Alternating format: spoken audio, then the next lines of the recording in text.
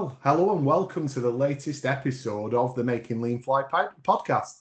The podcast subject on this episode is misadventures in Leanland, the mistakes that I've made. And we've got a great external guest, Russell Watkins, who's actually the author of Adventures in Leanland, but he's currently working on his sequel to that, which is Misadventures in Leanland. And we thought it would be a fantastic subject for a podcast episode because I think the other guests and myself, that's Anthony Howarth and Adam Nicklin, regulars on the show, we've all had both our adventures and misadventures in Leanland, both in GK and aerospace, but also in our previous incarnations as well. So I think it's going to be a very interesting discussion. Just to reassure anybody who joins this podcast to learn about, a very open and honest explanation, description, and chats about what we're doing in our lean journey in GK and aerospace. We're not here to promote Russell's book. I think it's a great book, but I've invited Russell on here because I think he's a very open and honest and frank person when it comes to talking about his experiences. So he's on to share his experiences. Anthony, Adam, and I will, and hopefully you'll enjoy the episode. So the abstract is, what is Leanland? Is it a place that is a wasteful land, as most organisations unfortunately can become, or is it rather a separate place where esoteric discussions are held using Japanese terminology and abstract concepts, whilst those people in the real world get on with the business in hand? In this podcast, we discuss the guest's adventure in Leanland and also some of the most painful misadventures. So with that said, let's get straight into it with some brief introductions. So as the external guest, Russell, can I ask you to start? Sure. So Russell Watkins, co-founder of Senpai. We set up in 2007 to help manufacturers who are serious about improving the way they go about their business, irrespective of size. Just had to be an appetite. We pride ourselves on transferring true lean capability to the hidden heroes in manufacturing. Got a particular passion for team leaders and cell leaders. Personally, I'm co-founder. My experience is working on 4 continents, trained probably 1,000 people in 100 companies. So, and I'm learning every day I go into a factory. Great. Thank you very much, Russell, and a pleasure to have you on the show. And again, 2 regulars, but brief introductions. Anthony? Yeah, so quickly. So yeah, I'm Anthony Howarth, the global lean leader here at GK and Aerospace, and my background briefly, growing up from the shop floor as an apprentice engineer, spent 8.5 years in the aerospace industry before moving to automotive, thinking that would be a really easy move, and it turned out to be the complete opposite. So yeah, I did 8.5 years in automotive, in Honeywell's automotive business, before moving to Philips in consumer electronics and healthcare. Spent 10.5 years there in lean continuous improvement type roles before moving to GK and Aerospace in 2019. And I've just completed 4 years here as the global lean leader. So thanks for having me, Philip. Looking forward to the discussion. Yeah, it's great. And as most of the listeners will know, Anthony and I have very similar accents, but Anthony's is actually from Burnley. And just before we started recording, we were talking about the recent British film that came out, Bank of Dave. And if you like Anthony's dulcet tones, then I would recommend listening or watching, I should say, Bank of Dave, because you'll be able to really enjoy the Burnley accent at its best. And then finally, Adam, over to you. Hi everyone, Adam Nicklin. So I'm Enterprise Excellence Leader in GK Aerospace, part of Philips' team. Nearly 4 years in GK Aerospace, and just covering that, my first role in the team was to facilitate the creation of our 5-phase lean excellence model. And then I moved to a role on lean interventions, where we were supporting with extra bandwidth across our biggest issues, across all of our business lines. Through that, I was able to hire some really good people, most of which are still here and have gone on to different roles and bigger things, which is of course great for me as a leader. And currently, since the end of last year, been focusing on enterprise excellence. So our lean operating model deployment has very much been focused on within the 4 walls of our factory, and we're at a maturity level now where we need to go further horizontally across our supply chain our suppliers and suppliers through to our customers, and more vertically integrated with our functions. So yeah, always something interesting going on.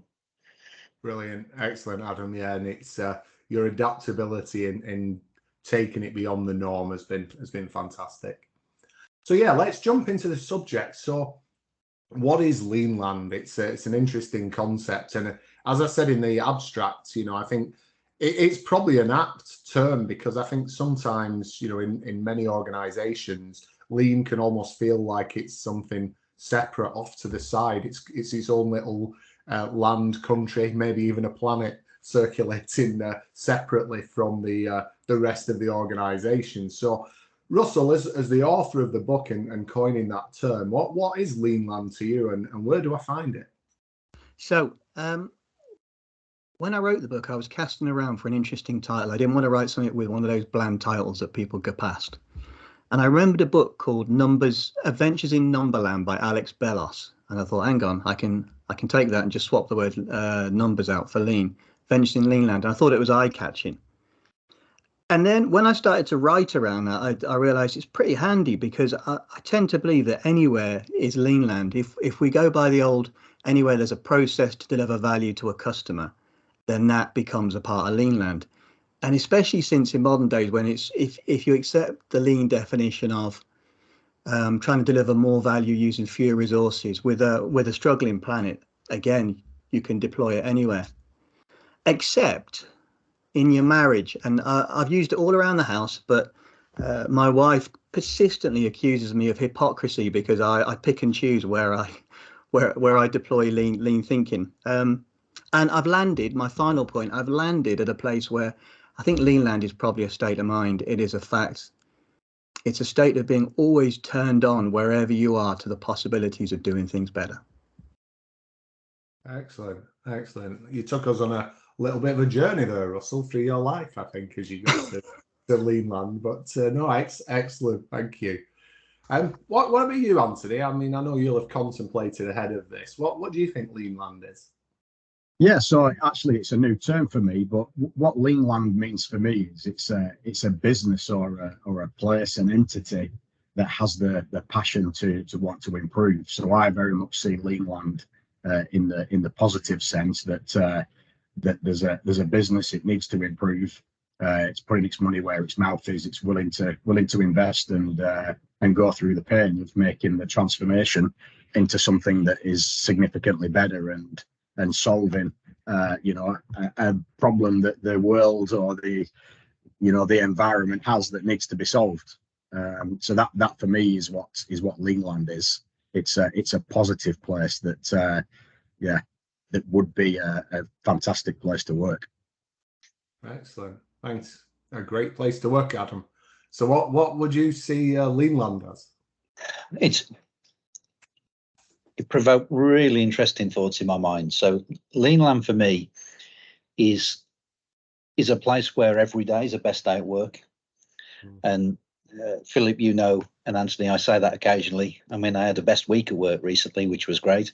But where every day is the best day at work, where everyone is focused on making a difference, but they're focused on a common goal rather than their own goal.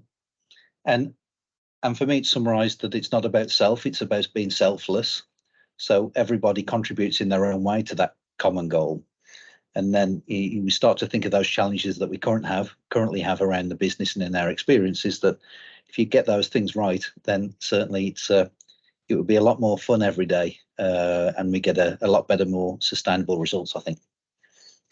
Brilliant. I love each of your descriptions. I think they kind of almost complement each other. So really, really nice. So I think if we take those very positive descriptions of what Leanland is, it sounds like somewhere where I'd like to live. So how do we increase the population? How do we attract more people to live in Leanland? We have no border controls. It's open border. We want people to come to Leanland. How do we get there, Adam?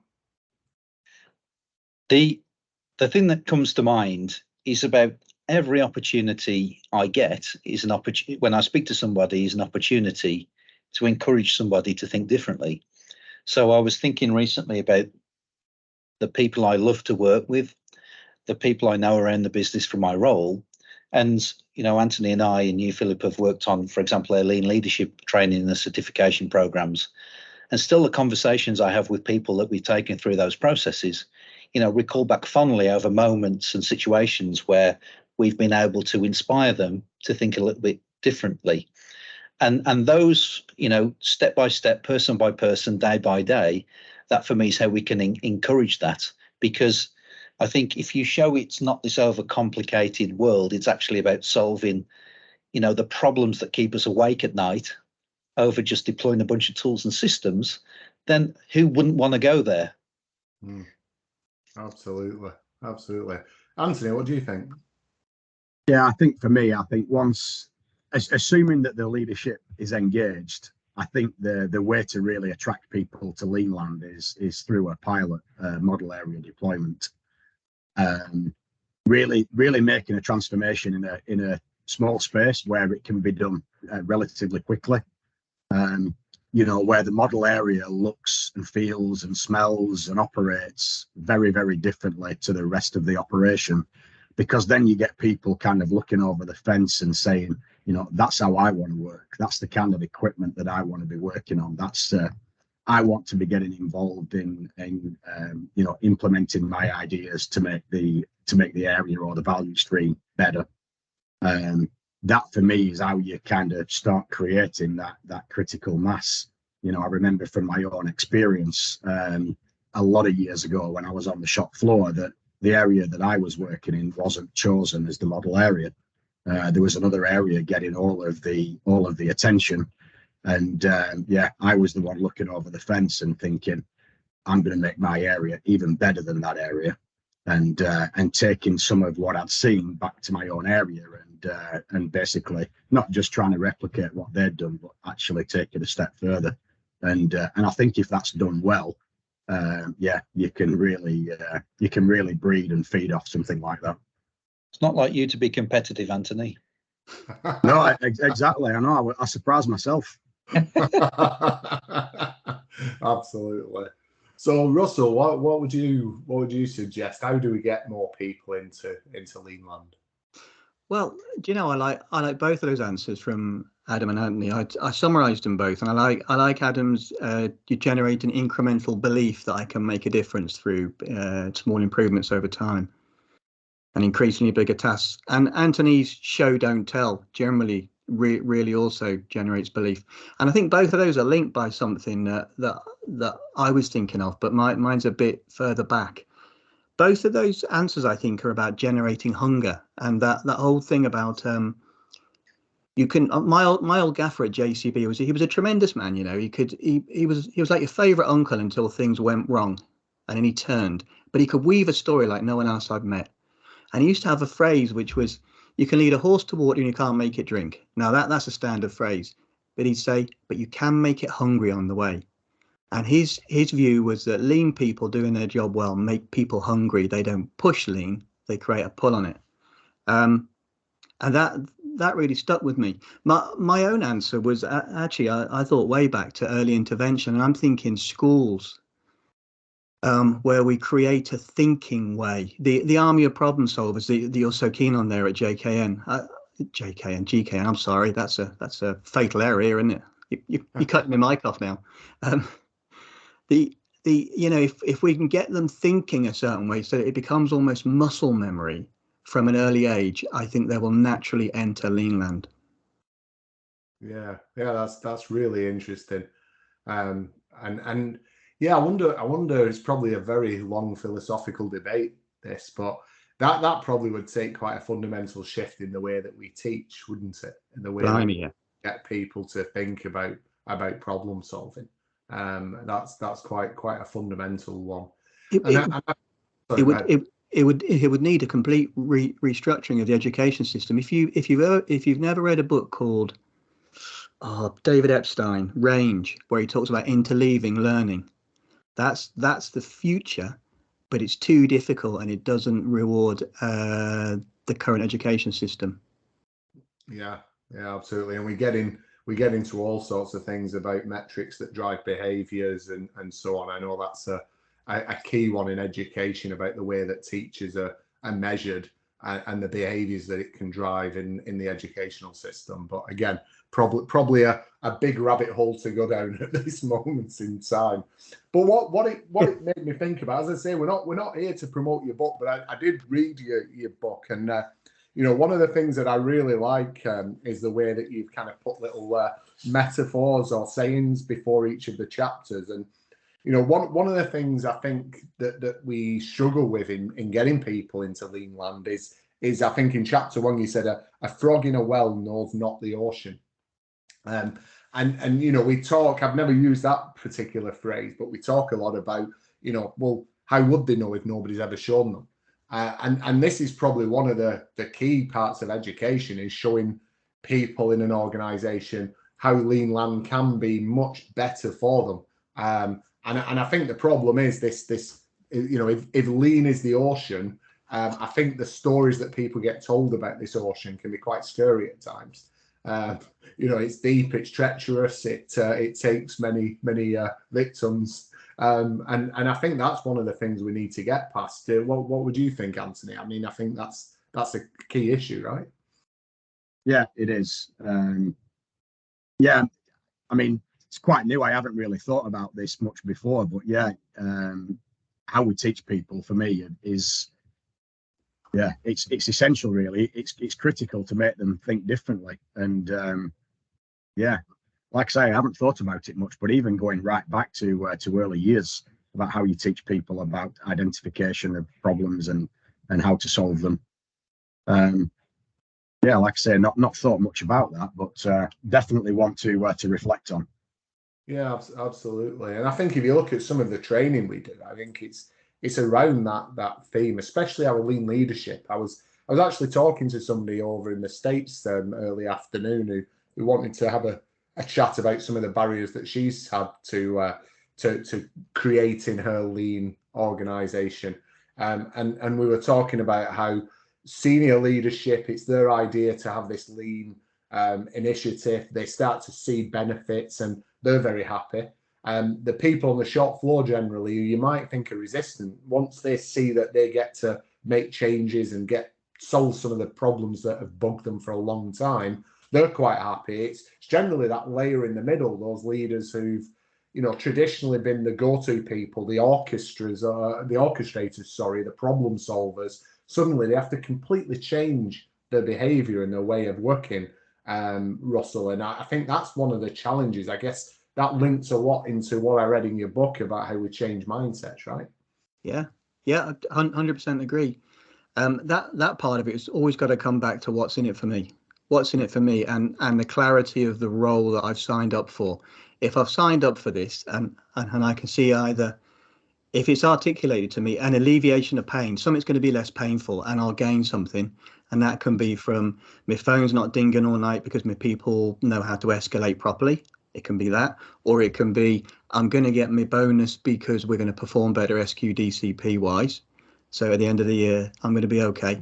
That way of framing what's in it for me, so that the behavior comes. And I think then once the behavior comes, the belief can follow. It's a bit of a tricky one. Do you have to believe to be lean, or can you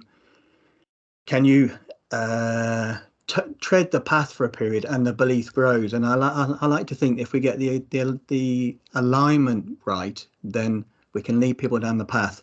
And as long as we're decent at doing our job and we're not just chirping at them, we're letting them have a go and showing them, then I think belief follows.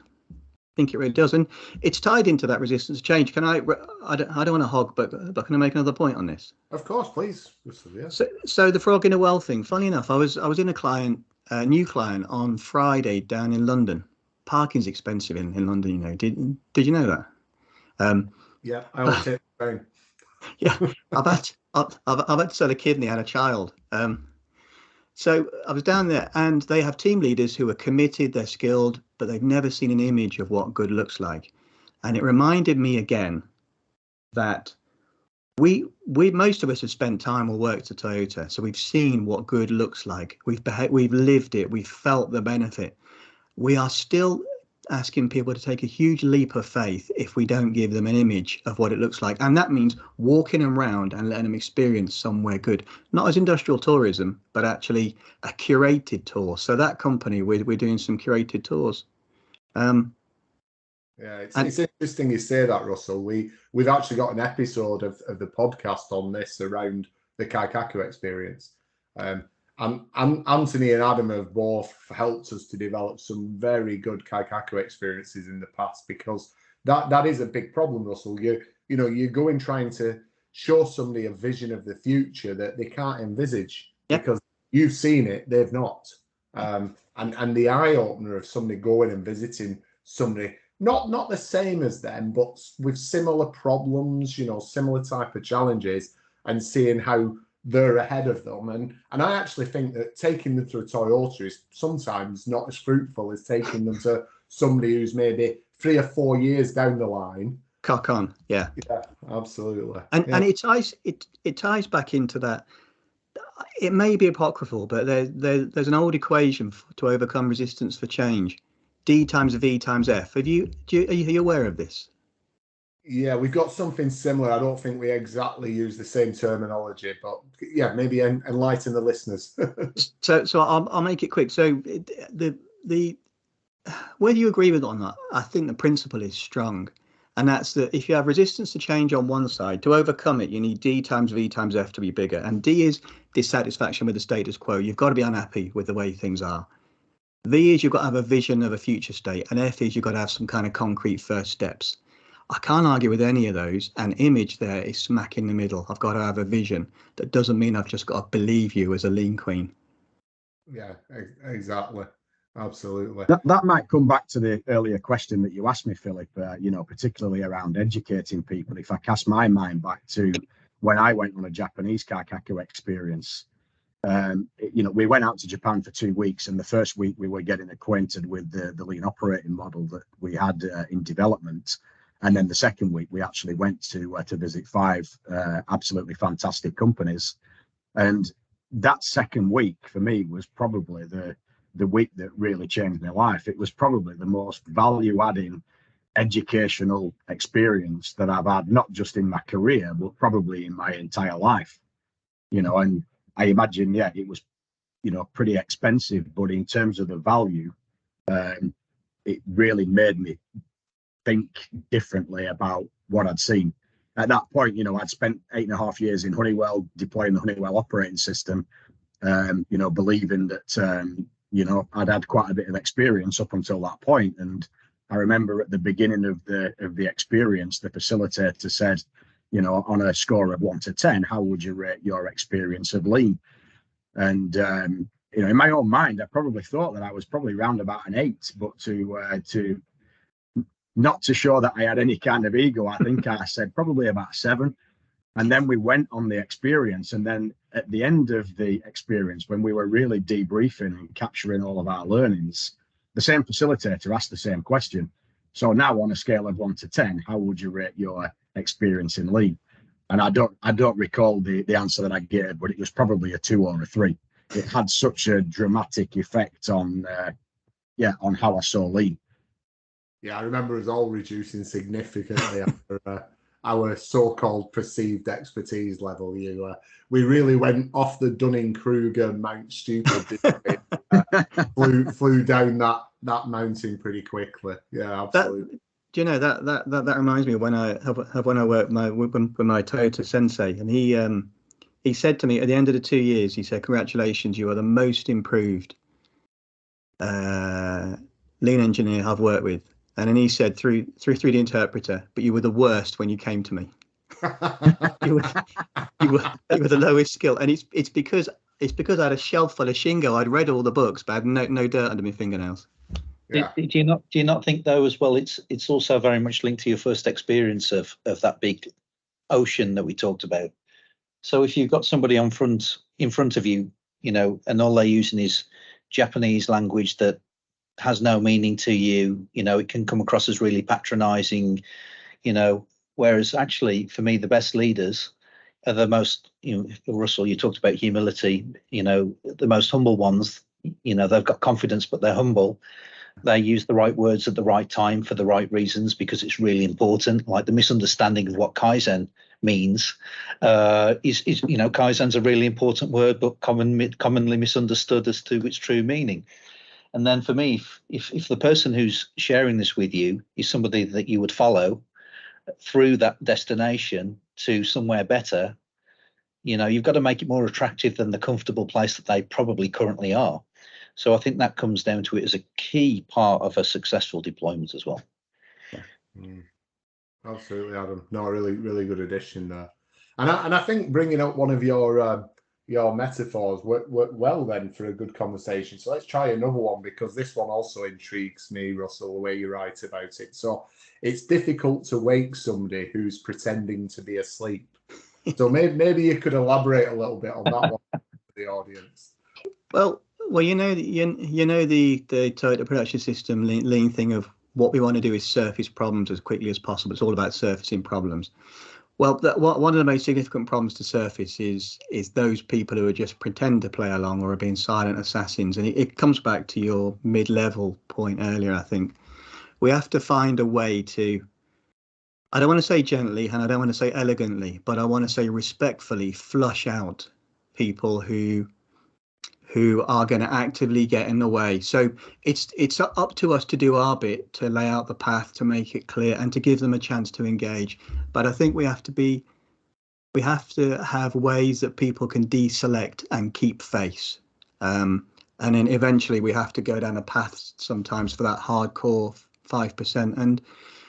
And the working pattern, actually, the way things change, I tend to find it becomes too painful for them to work there anymore, and they'll naturally deselect. So that was kind of what I was getting at there. Okay. What does that stimulate in you, Adam, when you hear Russell talk about that? Well, I think it's important, but it also, that takes quite a bit of work, and you've got to be relentless and thick-skinned up to that point. And we've all been there, and that voice starts off really, really loud, distractingly loud, and over time, as you start to get wins and people feel better, then that noise gets quieter and quieter. So it's definitely one that companies have to face, but also the work we've done on talent identification and development in our organisation as well. Spotting the right people for the right roles at the right time, making sure that the people that we put in certain roles is suited to them. So it's a responsibility, not a recognition. So all of these tools and tricks, and we talked about the education system as well. But whilst that's something that would be great, what's within our grasp is how we onboard people as well, from the moment they see an advertisement through to getting into the organisation. So it's a tough challenge, but if we're not up for that fight, then we might as well give up. Yeah, great point there, Adam. And you stimulated me, Anthony, when you were talking about the Japanese kaikaku experience. I think, was it Omron where they talked about the 262 rule? So, yeah, for every 10 people. So maybe you could elaborate on that a little. Yeah, so Omron had obviously been on their journey, and after we'd had a tour of the facility, they were basically taking Q&A. And one of our group asked a question about dealing with resistance, and the continuous improvement leader of the site basically said, for a population of 10, you're likely to have 2 people that are absolutely on the bus. They'll be the driving force behind it. You're likely to have 2 people that are actively detractors, and then you would have 6 people in the middle. And he said, and the mistake that most companies make is they go after the 2 detractors. And his advice to us was, support the 2 guys that are really promoting this, because you've got 6 that are sat on the fence. And if the 6 can fall on the right side of the fence, you'll effectively have 8 promoting what it is that we're trying to drive towards. Of the 2 detractors, one of them's probably likely to think, I do need to get on this bus now, and would get on. And the other one, they in Omron, they actually isolate them. So rather than being a part of a team, they would actually isolate them on a single process where they're actually working on their own. And most of the time they would probably leave. But to Russell's point, What's worse than that is if your detractors are visible detractors, then you can choose a strategy to deal with that. The issue is when you've got a detractor that is invisible, or could even actually be exhibiting some promoter behaviors, but under the surface they're actually gonna destroy your program, particularly if they're highly influential people. Yeah, so I guess that takes us full circle back to where you started us, Russell, on that discussion about people who, and maybe pretending to be asleep. Yeah, well, the 262 thing is great. It's an expression of something similar I've heard, and the interesting next bit to that is how did those 6 end up being the 6 in the middle? And I think we have to look in the mirror there as the people who advise business leaders and the business leadership, because I reckon a fair chunk of those 6 are in the middle because they're tired of initiative-itis. There's no point getting on this bus because there'll be another one along in 3 months' time. And so we can swing the odds in our favour by a bit of constancy of purpose and just being consistent and ploughing a furrow and making it so that this is going to be the new normal. But that needs us to shy away from shiny things and knuckle down and surrender a little bit. And there's a piece there that is hard, particularly for people at the top of organizations. Yeah. So we don't want any magpies in Leanland. No, you want. Well, it's funny, this takes us full circle back to where we started about Leanland. I fear that we may be painting it as a land of milk and honey, because if you buy the fact that learning comes from adversity, some days, some of your best days would have to be some of your most difficult days. It's just they're not your best day on that day. They're your best day in 2 years' time. Yeah. And I often say that to people, being a lean, operationally excellent, whatever we want to call it, organization, because some people just don't like the word lean, and I can understand that. So whatever we want to call it, but being a great organization that's knocking it out of the park every day, smashing it, making it great, that's not an easy place to be. Let's not pretend that's an easy place. If you're the top of any game, it's not easy. Running a marathon, in 2 hours and a bit is not an easy thing to do. Winning the World Cup is not an easy thing to do. You've got to train every day. You've got to make sacrifices. You've got to work really, really hard.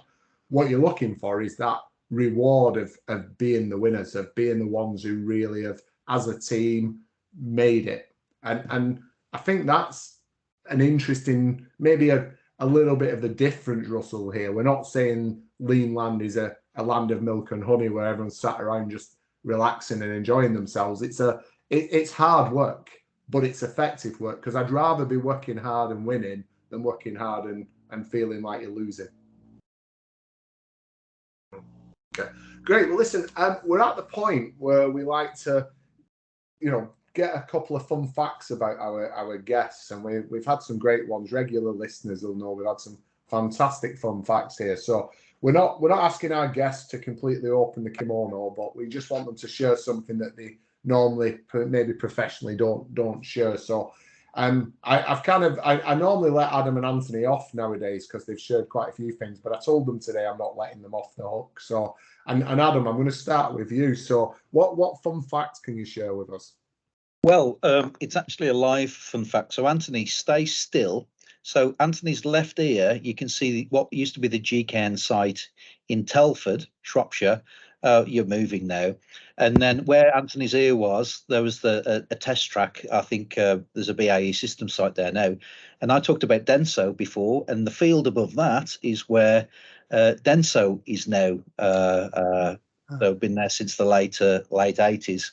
So I talked about Denso earlier. That's where I actually were. So that's my fun fact of the day. Absolutely. And 6 degrees of separation and all that. I actually used to live just around the corner from there when in my days living in Telford. So yeah, it's a small world, Adam. Anthony, what can you share with us? Yeah, well, I guess Adam alluded to it earlier today that I'm hyper competitive. It's not something that I can help. When I program the sat nav in my car, rather than seeing the estimated time of arrival as the time that I'm likely to arrive, I kind of see it as the time to beat. It's just in my nature. I can't help it. And I guess on that note, I gave Adam a good thrashing last night at pool. Was it 7-0, Adam? Something like that. Yeah, may have been, but I wasn't concentrating. And we've still not played a game, Anthony. And I had a misspent youth playing pool, so we need to do it. Yeah. It was good fun though, irrespective of the result. See, so there's a different in mindset, Adam. You really enjoyed it, but lost. Anthony enjoyed it because he won. Russell, what can you share with us? Right. So I quite like origami. I got quite proficient at it. It's one of the few things I do that calms my mind for a bit. I can focus fully on it. And about 7-8 years ago, I spent 3.5 years making 1,000 origami flapping cranes, from crane 1 to crane 1,000. And I'm the first ones you can imagine, the tolerance stack up was awful. They were rubbish. It took me 3.5 years to make 1,000 out of various things: sweet wrappers, origami paper, and anything I could find. And I did it because I wanted to go through the learning curve and to see how good I could become. I even did it blindfold in the end, and I did it after 5 cans of IPA. And it turns out muscle memory is a thing, and you can fold 1,000 cranes. And I kept them all. And then at the end, my children said I was balmy, but I burnt them in a bonfire as some kind of one-man celebration of focus on the process and forget the outcome. Ah, nice. Yeah, well, that's very similar to what you do with those Daruma dolls. That if people are watching the video cast, there's one there that will be burnt once I've completed my mission in GK Aerospace. So. do you burn a Daruma doll? I knew it was a Daruma doll. I didn't know that. Yeah. I thought you just filled in the eye. So you fill in the eye, and then what the villages traditionally do is once a year they will come together with all the completed Daruma dolls and create a fire, and basically set that alight and have kind of a bit of a community celebration of all those achieved challenges. So yeah, Great. Yeah. So that's great. The origami story, though, it reminds me actually. I don't know, a slight digression, but I don't know whether you saw the Taiwanese kite maker who's just fulfilled his ambition of the most elaborate kite he's ever made, which is actually, you should look this up. I'm sure if you Google it, you can find it. He's made a kite that is a cyclist cycling his bike. So as you fly the kite, and it's a pretty large, I forget the dimensions, but it's a very large kite. And as the kite flies, the way that he's done it, the aerodynamics of it mean that the legs move and you've got a cyclist cycling along. It's a work of art. It's an absolute work of art, yeah. But again, it just shows what the human mind can achieve when it's focused on something such as your example, Russell, with the origami. Well, origami has its practical uses. So I think NASA and other space agencies use origami principles to mathematically fold things down into the smallest possible payload. Because you have to get to 25,000 miles to get off the Earth, and so it's worth it. So there is a practical application. Oh, excellent! They've obviously never seen my teenage daughter pack. Anyway, moving on. So that's great. Thanks for sharing that. So listen, we've got a little bit of time left, but I want to get into some stories from each of you about your best adventures in Leanland first of all, and then we'll talk about some of your painful misadventures. So we talk in GK and Aerospace often, and Adam's a big advocate of this. He role models this. Where, best day at work. We talk about when did you have your best day, best day at work. So tell me about your most memorable best adventure in Leanland, Russell.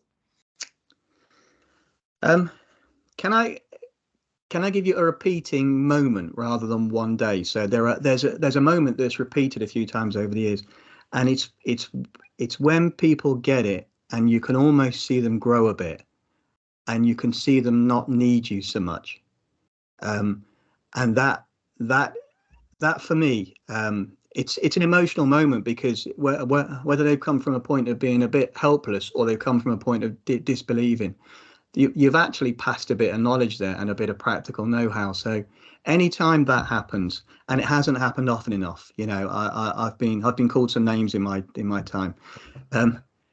Anytime it happens, that's like a glorious moment for me. Oh, excellent. Oh, that's a lovely example, Russell. Thank you. Adam, what about yourself? Yeah, a couple of things that stand out. Back to my time at Denso, where I was an industrial engineer. There, I can recall doing some process improvement, but I hadn't really linked it back to any KPI improvement. I was working with the team at the time to, improve, remove waste, etc. And we had to do a monthly review with the senior management, and it turned out the result led to a 25% productivity improvement within that area. I didn't know how it linked to other areas at that time. I couldn't tell you now, but it was the first time I'd really started to think about, well, firstly, to get recognition from the general manager was great, and secondly, to quantify that, a performance improvement. So, that kind of whets the appetite for more. Another thing that stands out as well is we've talked about our lean leadership training, which is very much focused on, our leaders' ability to ride that change curve as well. And we know it's a fine line, because the dip of the change curve is the Tuesday evening, and saying the right words and, being as provocative without putting people over the edge, Russell. So, for example, we've got all these experts in the room, and, you're not problem solving, you're not prioritizing, you're supposed to be experts. But then to see the team, get it and come out of that change curve and start to thrive, during that 5 days, that's always something that I really love to see and bring and brings me satisfaction. But also as well, just using all of the tricks in the book to get the reaction, to get the result. A lot of people are turned off by the word lean and, and different things are trigger points. Anthony and I were discussing today, you don't even have to mention the word. It's about showing people that you want to help them solve their biggest issues, and doing the right things, using the right tools and systems will get results. And again, for me, the making a difference piece are the things that give me more good days, even if it's been a challenging day. To overcome that is fantastic for me. Oh, excellent. Thanks, Adam. I appreciate you sharing that. And then Anthony, what about yourself?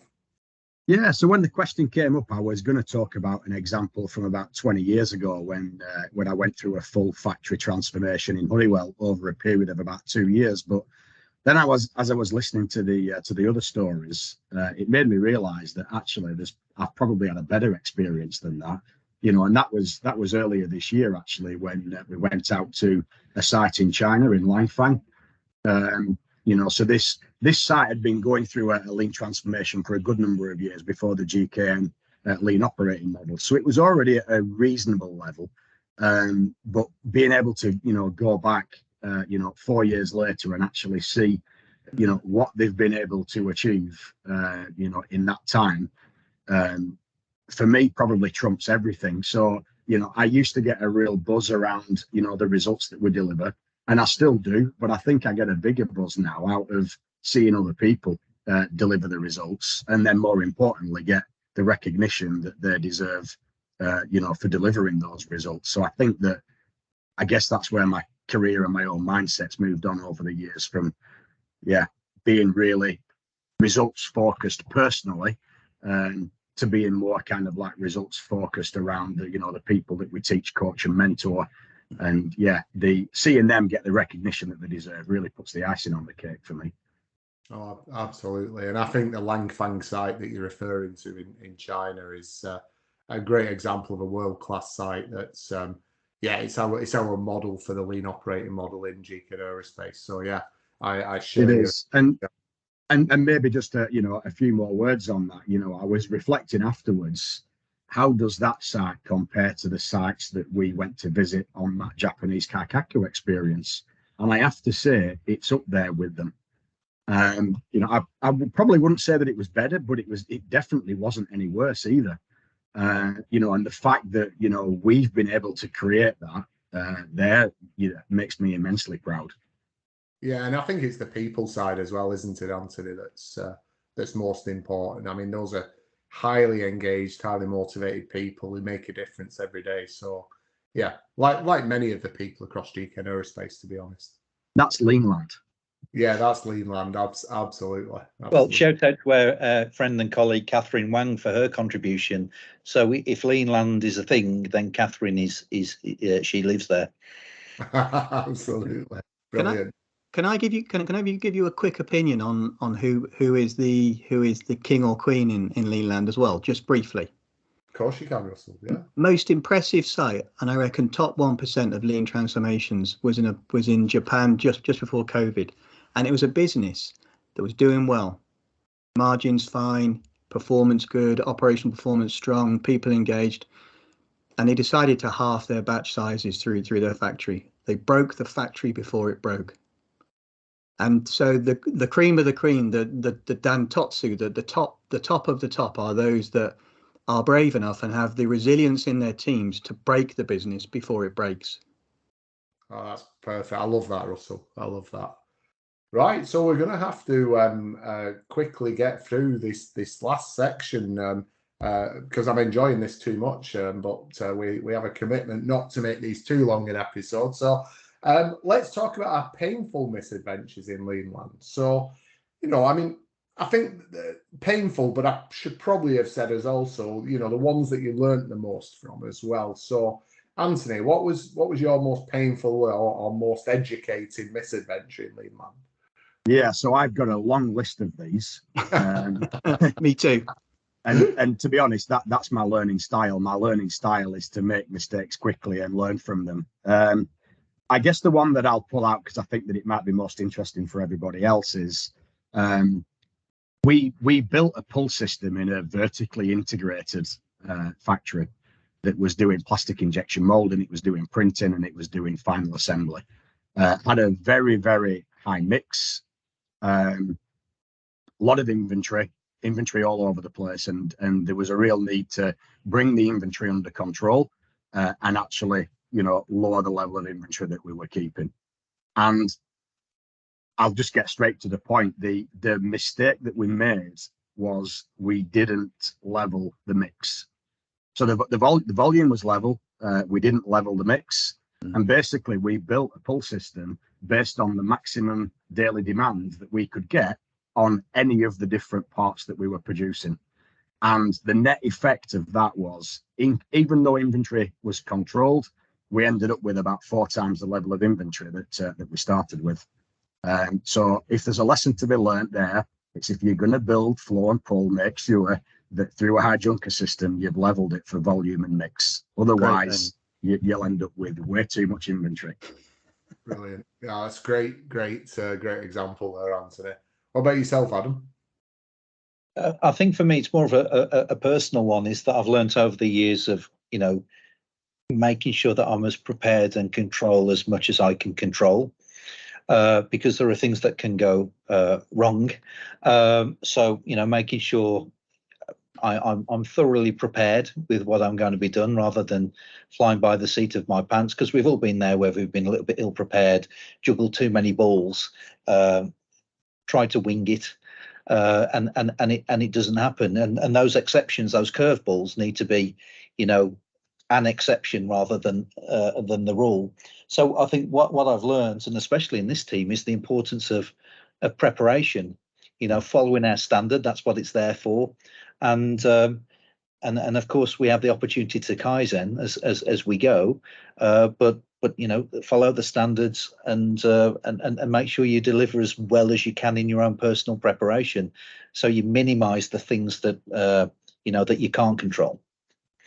Oh, excellent. Great advice that, Adam. Thank you.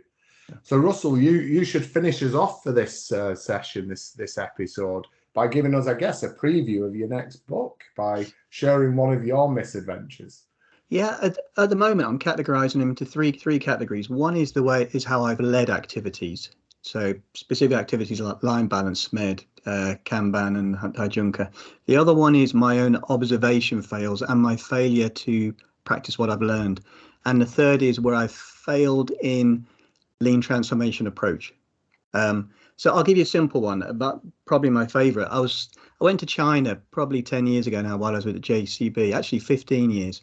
My punishment for putting my notice in was to go to China for 2 weeks, which was fabulous actually. But there was a new assembly line, so I was helping them to rebalance the line, get 5S in place, improved, and a bit of rough standardized work. I arrived there Sunday, got to the factory Monday. It wasn't till the Thursday that I realized that good 80% of the people working on the line had scratches on their wrists. And it's because they were taking bits out of boxes that had nails, crates that had nails still nailed into them. I still wince now because I failed in the basic thinking that I've ingrained in myself, SQD. Everyone goes home with the same fingers and toes as the first thing. And I failed to notice the most important thing, and that still hurts today. 4 days before I noticed. Well, that's really honest reflection, Russell, and I think I really appreciate the way we've ended this episode by talking about safety in that way. So thank you. I think your humility to be able to share that is exceptional. Thank you. Great. So thank you very much, Russell, Anthony, and Adam. Another great episode of the Making Lean Fly podcast. And thank you to our listeners. Really appreciate you keep tuning in. And remember, it's not about changing how you lead. Sorry, I've got that wrong. It's not about changing. It's about changing how you lead, not who you are.